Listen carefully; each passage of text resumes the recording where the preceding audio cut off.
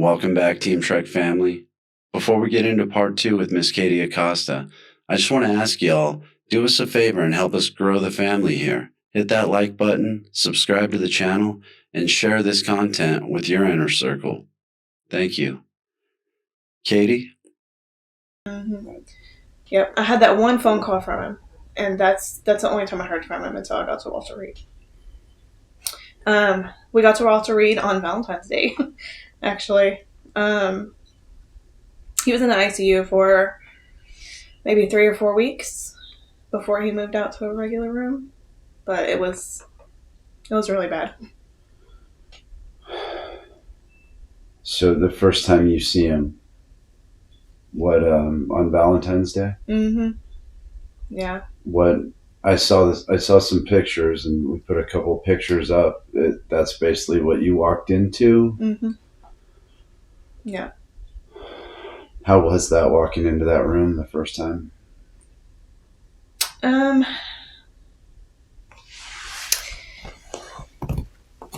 Surreal. It's the only word I really have. Surreal. Wow. Mm-hmm. So now you're learning about all the injuries. Mm-hmm. And what did you find out? How many injuries, or what were the injuries? So they didn't know exactly how many times he had been shot. They think somewhere between 8 and 10 times. Those numbers have got a little better as time went on. We have found out more and more, but he had a broken femur. He was shot in both hips. His elbow was shattered. His wrist, and then he had been cut from his sternum all the way down below his belly button. So he had a fixator on his leg, from his leg to his hip, and then he had a fixator on his arm. Wow. And at the time, I mean, the bones were still broken and everything. They hadn't repaired anything. All they had been doing were every other day he had surgery to clean out the wounds. They were washing out the wounds every other day. That's unbelievable. Mm-hmm. So in the hospital, how is that for you? You've got the kids. Who's taking care of the kids for you? So my mom had rushed down to take care of the kids. So she came down to Florida. Thankfully, we had a nonprofit help her with that because she had to take off work and all that. So thankfully, we had a nonprofit help her with that. Who was that? The Simplify Foundation. Simplify? Mm-hmm. Oh, thank you to them. Mm-hmm. And then, so the kids were in Florida with her. Great that you had that. So, So what's your daily routine there with the hospital? I was staying in the hospital the whole time. His brother was there with us. So me and him would take turns a lot. They have a hotel, close to the hospital, and we had rooms there. So me and his brother would switch and go get some sleep, come back, go get some sleep, come back. Where's your mental health during all of this? So I was really good. I don't know how. I was really good for a significant portion of the beginning. I don't know if it's any better under pressure or what. But I was really good. One day I finally broke down. But I was okay. I wasn't hysterical, which was good. So the hospital, Martin said he was there about a year. Yeah, so he was at Walter Reed for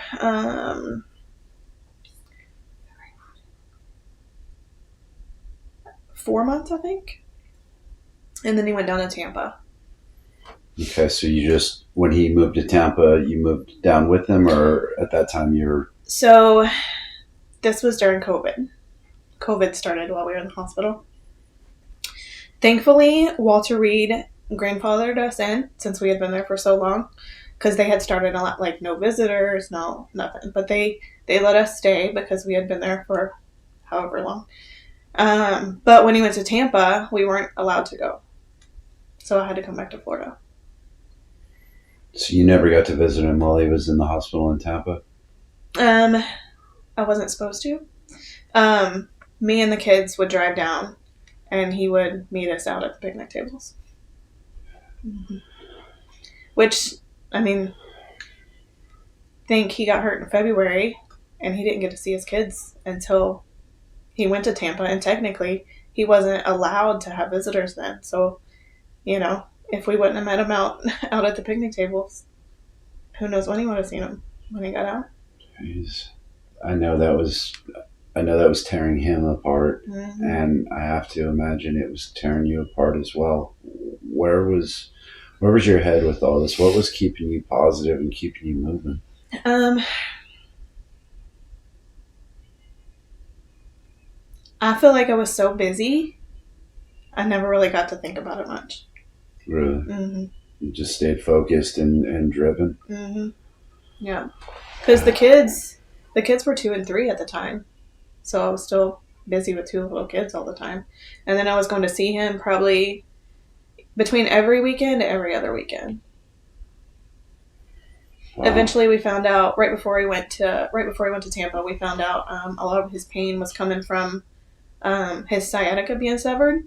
They hadn't found it at first, and he sat in that bed for months with it severed. Eventually, they found it, and they did a nerve graft on it. But Again, he's so humble. He I had no idea all of this. Okay, so when he finally gets released and now he's coming home, what kind of condition is he in? he is in a wheelchair. Um, he had they had given him crutches, but he was pretty much in a wheelchair. Now, where's he at mental health wise? A horrible place, horrible. Describe it. So the incident itself, of course, made his mental health decline. Tampa was even worse, and then COVID on top of it was the bomb. I feel like I had to contact the head of the hospital in Tampa and be like, "What the heck is wrong with you guys?" Because they would not allow a psychiatrist to come see him. He had to do it over video because of COVID, and he's just not that kind of dude. Like he can't look at his video and be like, "Here's all my problems." I don't know who could. Yeah. To be honest. Yeah. So eventually, after I called and complained, I knew at the time one of the congressmen in Florida. I reached out to him, and he went over there too. They got a psychiatrist in there. So Who was that? the congressman, Michael Waltz. Thank you, Congressman Waltz. Mm-hmm. Yeah, he was quick to drop his stuff and I'll be there tomorrow. Like he was great. That's awesome. Mm-hmm. It really is. Okay, so you get Martin home. Yep. His mental health is deteriorated. Mm-hmm. Drinking so much. So everything at home is status quo prior to you're running things. It's going the way that you need it to go, and you're able to balance it. And now you get your husband back, and it's not your husband anymore. Right. So even before he got hurt, every time he would come home, just because he was gone so often, it was almost like having a visitor in the house. He'd be here for a little bit and then gone, and we could go back to how we did things. Right. When he got home, it was hard for 2 reasons. It was hard because his mental health was in a horrible place, but also because he was there I wasn't used to having somebody there that long. That's right. So I think a lot of people learned that during COVID, right? Mm-hmm. When husbands and wives were forced to be at home together 24/7, that wasn't what we were used to. Right. We spent 4 or 5 hours a night with you, and that's what the norm is, Mm-hmm. and then we're deployed. So, Mm-hmm. Okay. Yeah. So now, how's that weighing in on you?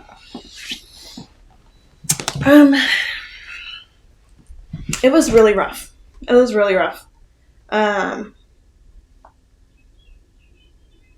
In the beginning, it was more just trying to figure things out. He was drinking a lot. which in turn was hurting him physically even more. There was a couple times he got so drunk he fell. At the time, we lived in a 2-story house. He fell down the stairs. Um, it was really rough juggling him in that state and the kids. I can't imagine. So what are you turning to for a solution? Friends, I guess. Friends. What are they telling you? So for the longest time, I thought it was just him because he was hurt. He was, going through all this. But then reaching out to other wives, I noticed the other wives were going through it too. And then reaching out to even other people that wasn't in the incident. It's a lot of wives, Green Beret wives in general, go through a lot of that. We tend to use you guys as our punching bag, even though you're our rock. You're the ones we trust, and we feel like we can be ourselves around you because you love us. You absolutely love us. You chose to love us, right? And we need to do better. Yeah. We really do. So he's medicated. He's heavily self-medicating, and he's lost, and you're lost, and you're reaching out, and they're lost, and everyone's at a loss. So eventually we bought a different house because of the stairs. So we moved up even further north. 1-story house on an acre. It's beautiful.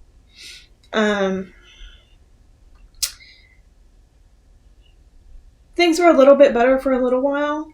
It helped him not having the stairs and stuff, and he had gotten on crutches at that point, so he was walking around on crutches everywhere.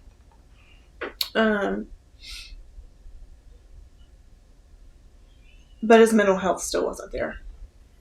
Yeah, I can't imagine he's unable to take care of himself. He's unable to do anything that he used to be able to do. He went from being this Superman, so to speak, and now you're cleaning up after him. You're doing everything for him. And I think he said he had to take 10 medications that he needed and then 20 on top of that to counteract the side effects of the first 10. And then you add alcohol to that and the mental health aspect behind it. And just where's it going to go? Where's it going to end? So, he had a big box full of just medications. It was crazy. And in the hospital, he was taking even more. Yeah. Me and his brother counted one day. It was like 45 medications or something crazy. That is wow.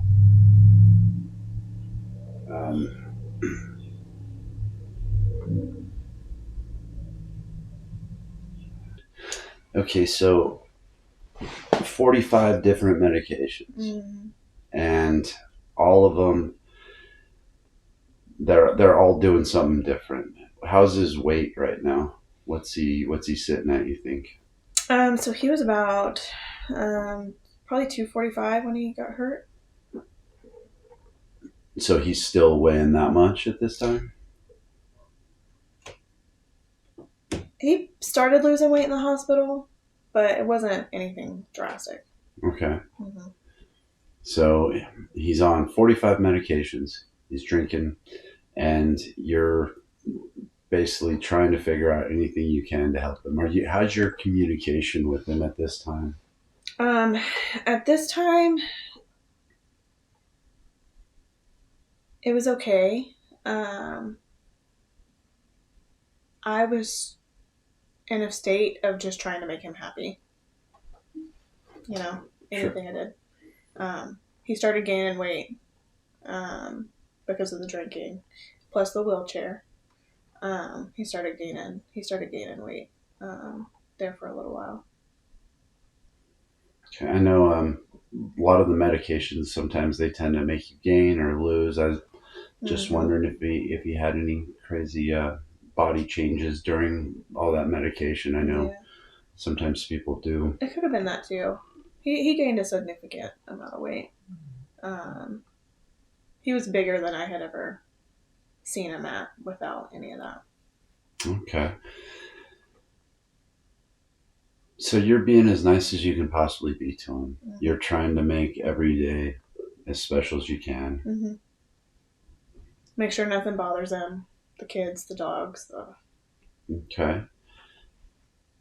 How's that going? Um, getting worse. It was getting worse. Um, we started doing a remodel to our house. So we had to stay out in our camper during that remodel. And that's where it just snowballed. That's tough. You got four people living in a tight space, and he's having a hard time moving around as it is, and that's got to be tough. Okay, so Mm-hmm. things are snowballing. They're getting worse. Mm-hmm. What are you thinking? Um, this is the time period that was most traumatizing to me. Um, I didn't want to do the wrong thing to make him do the wrong thing, you know. Of course. Um, I was mainly focused on the kids. I was trying to focus on the kids, make sure he was okay, but make sure the kids were okay with all that going on. Not thinking about yourself too much. No, not at all. Okay, so as it's getting worse, what ideas do you have? So we had seen a podcast um, about ibogaine, and watching the wife talk on that podcast, um, I was like, I want to feel like that. I want to see that. I want to be there. So we started researching psychedelic medicine and ibogaine specifically. Where were you at about okay as far as hallucinogenics? Mm-hmm. Where was your head prior to doing any research? Was it initially a concern when you heard hallucinogenics? What was your thoughts? Um, I wasn't for them or against them. I was very, very open to it. Um, I'm the type of person I do not like pharmaceuticals. I have to have a migraine before I'll take a ibuprofen. If I have a little headache, I'm like, no, I'm not taking this. I'm not taking this. So I'm not a big pharmaceutical person. I've always been more of a there's a herb for that type person. Um, so I was very open to psychedelics. Okay, so you're watching this YouTube, and you said the organization was which one? Vets, Veteran Solutions. Veteran Mm-hmm. Solutions. Okay, so you're watching their podcast. Mm-hmm. So they were on who runs Vigilant Elite? The Shawn Ryan show, Yeah, right? Okay. yeah. So they were on the Shawn Ryan show. Well, shout out to Shawn Ryan Mm-hmm. for having those guys on. You led Changed our Katie, lives. yeah, you led Katie to a life changing thing. So thank you, Shawn. Mm-hmm. Yeah. I told him, I'm like, you need to do this. Like, look into this. You need to. And he's kind of, whatever. But I kept like giving him little crumbs, like, oh, listen to this. Look at this fact. Look at that. And eventually, I told him like,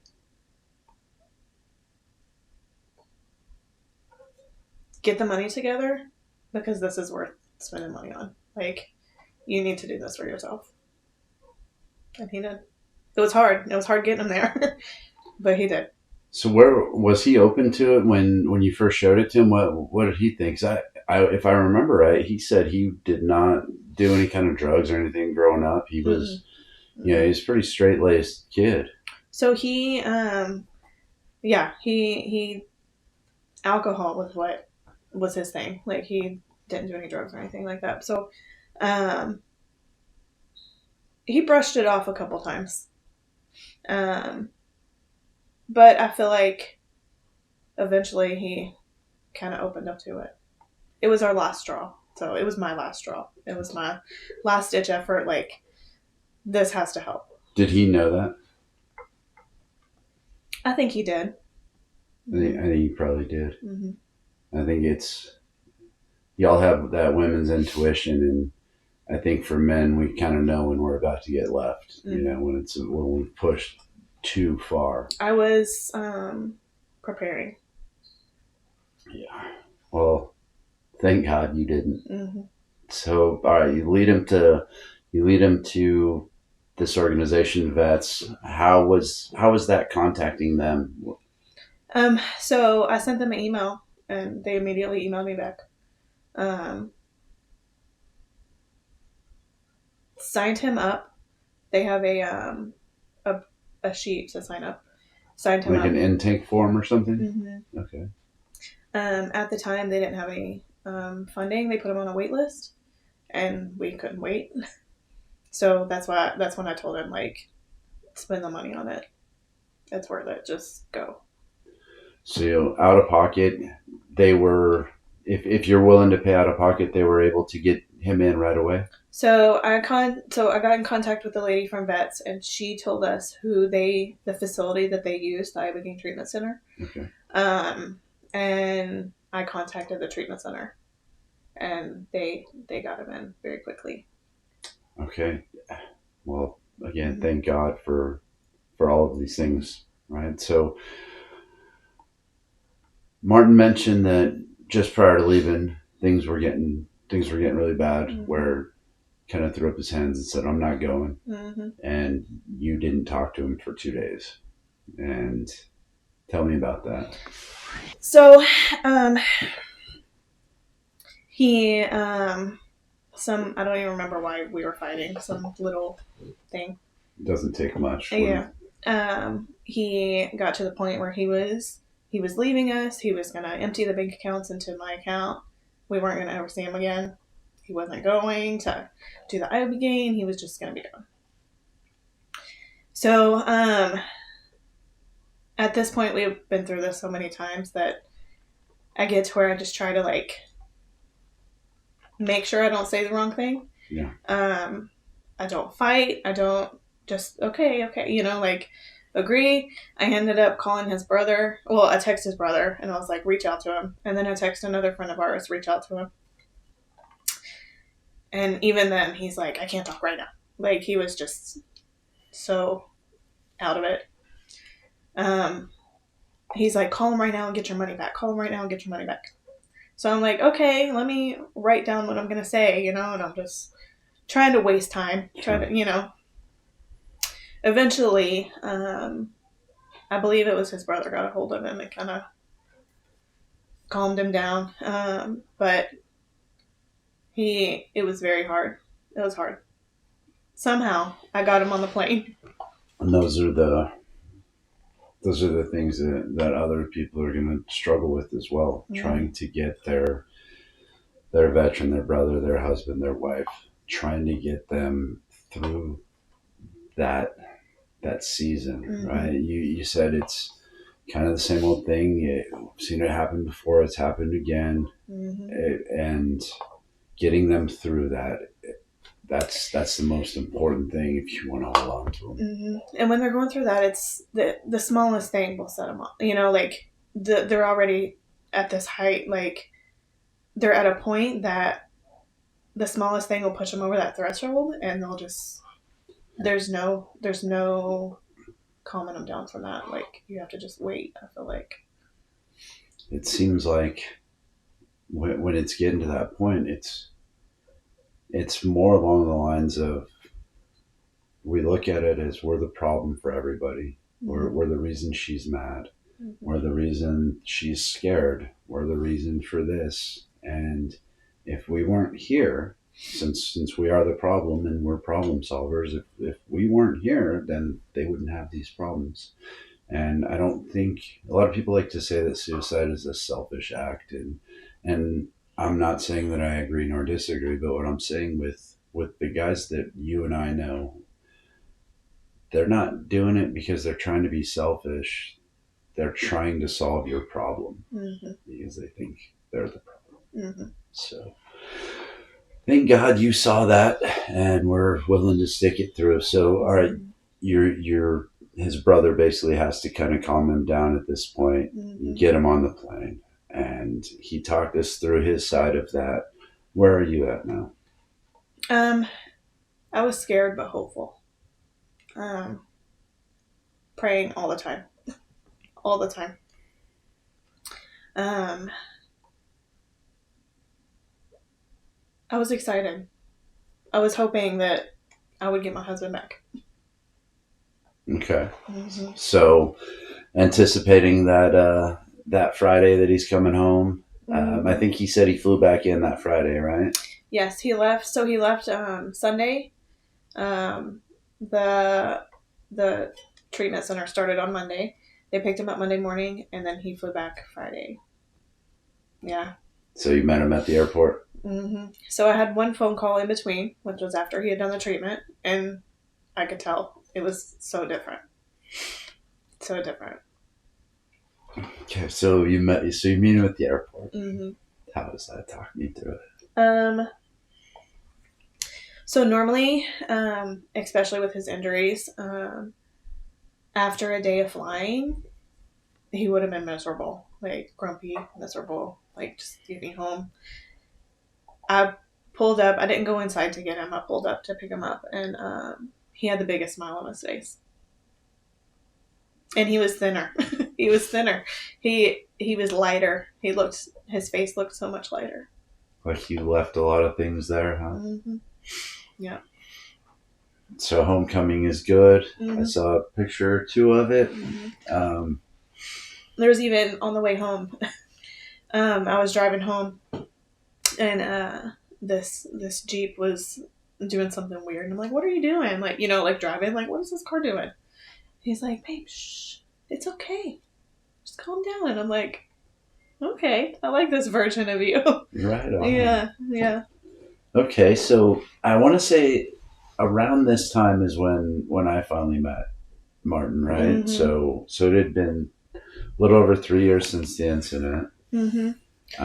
So his treatment was in the beginning of May of 23. Okay, and when I met him, it's like you were describing, big smile, seemed very happy guy.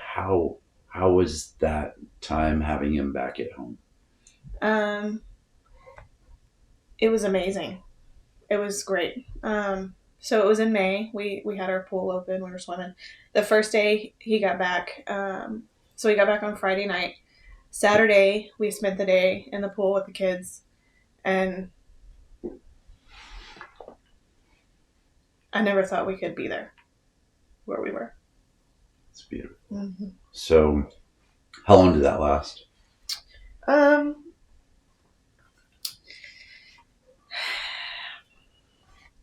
So when they come back from medicine, I feel like they're almost on this high. Not that they're high, but they're like super happy, and then they kind of mellow out as time goes on.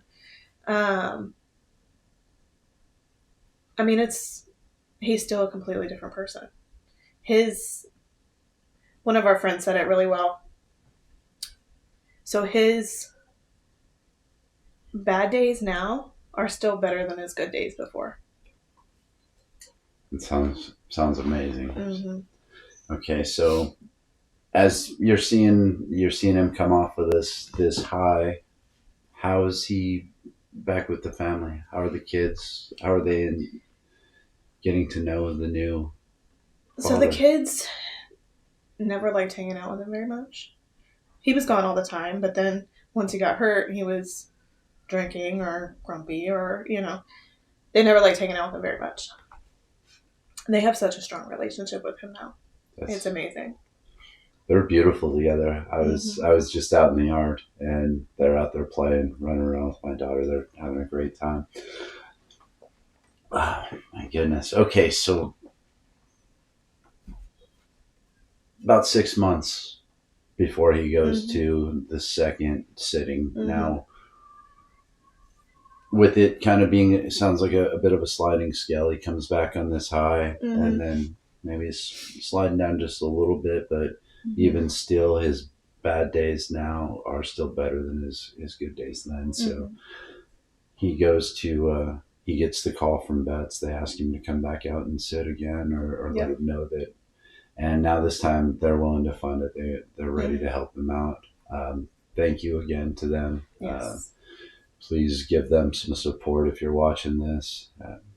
So he's going back the second time. How are you feeling? Much anxiety on this one? Are you hoping for a big change this time again? What are you expecting him to come back? So I wasn't really sure. So before he went the second time, he would get irritated, but he would recognize it, when he was starting to get kind of on the go again, like that. Okay. He would recognize it. So, but he had told me from the first treatment that he knew he would have to go a second time. So I knew that it was going to come eventually. Sure. I didn't know when. But he had told me that he was thinking about when he was going to go again and everything, and vets happened to reach out. And it was good timing, I guess, because it was right when he started talking about it again. So right when it was supposed to happen. It's a timing thing, right? So, okay, now he leaves. He comes back. He reached out to me pretty early on when he got back, but I don't know how soon he reached out. So how was he coming back the second time? Completely normal. He did not have that high that with the first one at all. Completely normal. I told him, I was like, I never would have known you went if I wouldn't have known you went. Like, but even the second time, he's grown so much. I was talking to him a little bit earlier. He said somebody is coming back into his life that's been out for a while, and so that brought back some things that he didn't think were still there a little bit. How's he able to deal with that kind of thing now? I feel like he is so much stronger. So much stronger. He can control his mind more, if you know what I mean. Like, instead of just letting it go from 0 to 60, like, he can pull back a little bit and be like, oh, let me think about this a little bit and work things through in a better manner than he used to. He said he's much more accepting now of things, and I appreciate that. I think that's we can all take a lesson from that. A lot of times we just need to swallow our pride, look at it from somebody else's point of view, and be open to that. Yeah. We spend so much time pointing out our differences, and it's like we have so many similarities. Let's focus on those. And everybody, you never know what somebody's really going through behind that. You might get into it with somebody, but you don't know what's really going on in their life, No, not if you're not out there trying to get involved with them, right, and trying to have those conversations. I'm sure you had the team wives there that were reaching out. They were trying to be there for you, but how long can that support, really go on? Where before it's like, hey, sorry, girl, I got to kind of get back to my thing. And I think people forget about that, right? It's not because it's not still there. It's just time goes on, and everybody has their own stuff going on. They got their own family. They got life. Life's crazy. I know for me, 3 weeks will go by and I'm like, what? Where did time go? Right. Well, you're in school. You're still in school. What are you studying for now? Social work. Social work. So I went back to college. So how are we going to continue to morph Team Trek podcast and Katie and work in the mental health piece together? I am going for my master's. I don't know exactly where I'm going to go with it, but I know I want to work with vets. I want to work with veterans, so I do know that. Well, we'll see what happens. They'll be lucky to have you as their therapist. If there's anything else you wanted to talk about. You threw a couple of shout outs to some of those organizations, which I do want to help try to promote some of these people that were helpful to y'all. So when he was hurt, the Semper Fi Foundation, they are amazing. Semper Fi America's Fund. America's Fund is their Army branch. So Semper Fi, is it just Semper Fi, or how do I find that organization? So Semper Fi America's Fund, it's a foundation. They have their Semper Fi section, but America's Fund is like their little Army side. Karen from Walter Reed met with us and got us set up with them, and she works for Semper Fi.